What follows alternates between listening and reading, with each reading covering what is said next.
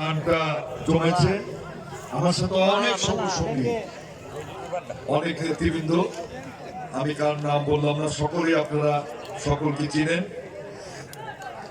আজকের এই পৌরষ মাহফিলের সম্মানিত সভাপতি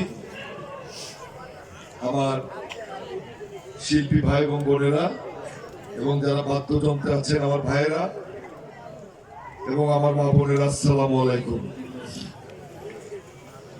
আমি এখানে 10টা আসার কথা, কিন্তু আমি অনেক দূরে, এখান থেকে প্রায় 10 মাইল দূরে চানবাইয়ের একটা ওয়াজ মাহফিলে গিয়েছিলাম, তারপর আর একটা ওয়াজ মাহফিল, আবার এখানে আসলাম, আবার পোড়াবাড়ি আমার দায়িত্ব ওই জায়গার প্রধান অতিথি।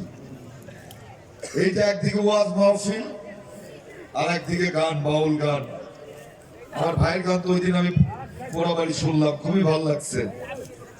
ভাই গানের মধ্যে যে একটা আন্তরিকতা, হৃদ্যতা, ওই দিন আমি আমার জিন্না ভাই প্রায় 2 ঘন্টা বইয়া আমি তার গানটা শুনেছি।